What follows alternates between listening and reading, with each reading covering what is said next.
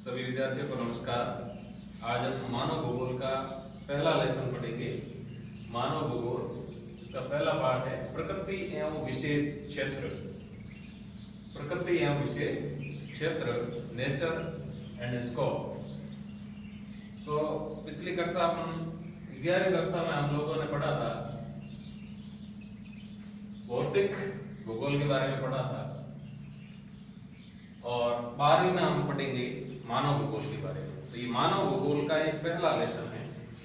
तो सबसे पहले थोड़ा सा बेसिक अपन जान लें कि जो ज्योग्राफी शब्द है, भूगोल जिसको हम ज्योग्राफी कहते हैं, यह दो शब्दों से मिलकर बना है। दो शब्द है, जियो प्लस ग्राफोस। जियो का अर्थ है पृथ्वी, ग्राफोस का अर्थ है वर्णन। तो कहने का मतलब ये है, भूगोल में हम क्या पढ़ते हैं? पृथ्वी का वर्णन, पृथ्वी का अध्ययन करते हैं। ज्योग्राफी शब्द जो है किसने किया? इरेटोस्थेनेज नाम के एक खगोलविद थे, एक साहित्यकार थे यूनान के। उन्होंने ये शब्द दिया और इस विषय के जनक, भूगोल के जनक आप लोगों को पूछे तो कौन है? इरेटोस्थेनेज। तो जियो प्लस ग्राफस यानी भूगोल का पृथ्वी का अध्ययन। इस पृथ्वी के अध्ययन में हम इसको दो घटकों में बांटकर इसका अध्ययन करते हैं। दो इसके कंपोनेंट्स है। पहला घटक है भौतिक घटक, दूसरा घटक है मानवीय घटक। भौतिक घटक यानी जिसको अपन सामान्य बोलचाल की भाषा में हम प्रकृति कहते हैं, नेचर जिसको कहते हैं, वो भौतिक घटक है। और मानवीय घटक यानी मानव द्वारा जनित जितने भी घटक है वो है मानवीय घटक। तो भौतिक घटक के अंदर अपन क्या पढ़ते हैं? भू आकृतिक यानी जमीन के ऊपर जितनी भी स्थलाकृतियां हैं वो इसके अंतर्गत आ जाती है। मृदा, जल, खनिज, वनस्पति, जंतु, ये सारे जो है ये भौतिक घटकों के अंतर्गत आते हैं। और दूसरा जो है मानवीय घटक यानी प्रकृति में कुछ बदलाव लाकर मानव के द्वारा जो उत्पन्न किए गए हैं, प्राकृतिक संसाधनों का उपयोग करके मानव ने जो बनाए हैं, मानव का योगदान से जो बने हैं, वो सब कहलाते हैं मानवीय घटक। मानवीय घटक में शहर, गांव, बस्ती, सड़क, नहर, खेत। अब जैसे खाली जमीन है तो वो इसमें आएगी भौतिक घटक में। लेकिन खेत है, खेत एक मानव के दिमाग की उपज है, उसने फसल बो के उस खेत को उत्पन्न किया, इसलिए मानवीय घटक हो गया। तो इतने ऐसे सारे भी जितने भी घटक है वो सब मानवीय घटक के अंतर्गत आते हैं। बंदरगाह हो चाहे बिल्डिंग हो, तो ये सारे मानवीय घटक। तो आपको याद होगा कक्षा 11 में हम लोगों ने पढ़ा था भौतिक भूगोल और 12 में हम पढ़ रहे हैं मानव भूगोल। तो भौतिक भूगोल और मानव भूगोल के अंतर्गत यानी पृथ्वी के दो घटक हो गए, भौतिक घटक और मानवीय घटक। तो भौतिक घटकों से जो भूगोल की शाखा बढ़ती है उस शाखा का नाम है भौतिक भूगोल। इसमें भौतिक घटकों का अध्ययन किया जाता है। और मानवीय घटकों से जो भूगोल की शाखा बनती है उस शाखा का नाम है मानव भूगोल। तो मानव भूगोल में किसका अध्ययन किया जाता है?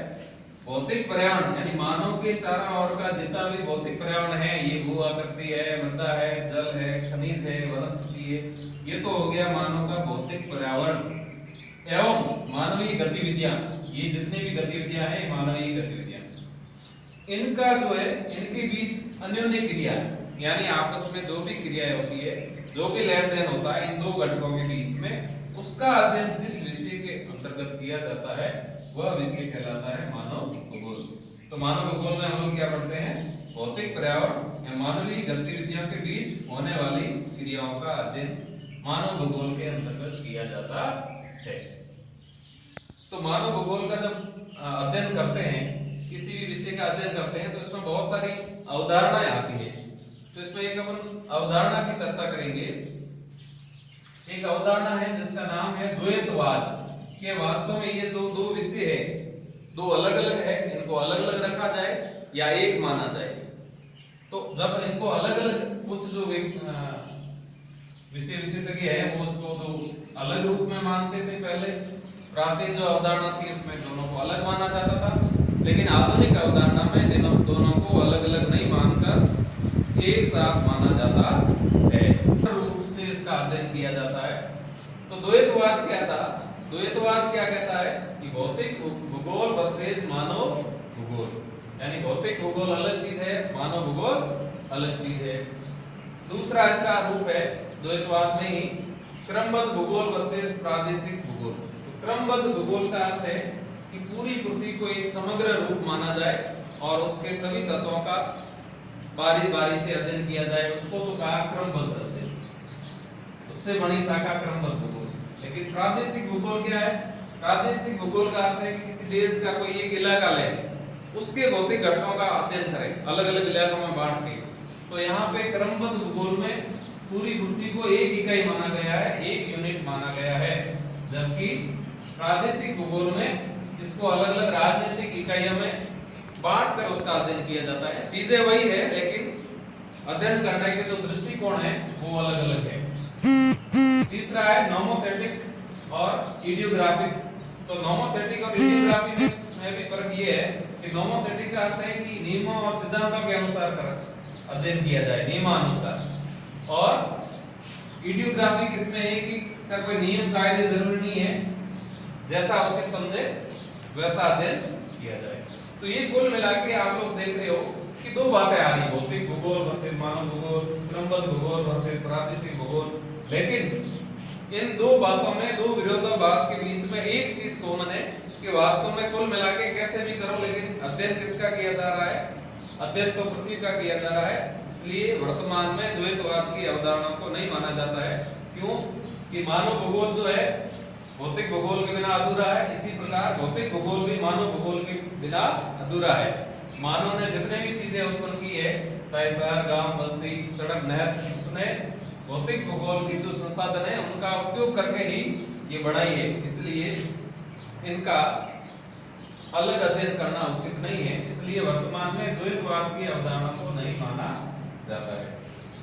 अब एक अलग अवधारणा है, नई चीज है, अलग टॉपिक है, मानव का प्रकृतिकरण एवं प्रकृति का मानवीकरण।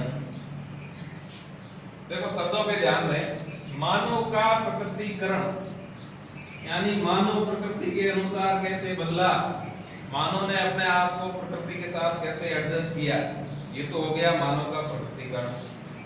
दूसरा हो गया प्रकृति का मानवीकरण।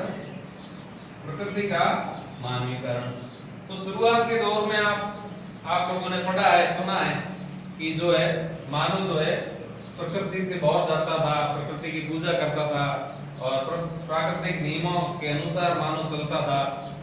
लेकिन अब वर्तमान में तकनीकी युग में क्या है? प्रकृति का मानवीकरण हो गया। मानव ने अपने बुद्धि बल के सहारे, तकनीकी के सहारे जो प्रकृति को है अपने अनुकूल बदल लिया और उसका भरपूर दोहन किया, भरपूर उपयोग किया। तो ये बात समझना है कि मानव का प्रकृतिकरण क्या है। शुरुआत में क्या था? मानव प्रकृति के अनुसार मानव ने अपने आप को ढाल दिया, वो तो है मानव का प्रकृतिकरण।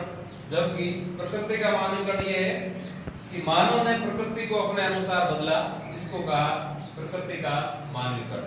धन्यवाद। इससे आगे कर ले अगले वीडियो।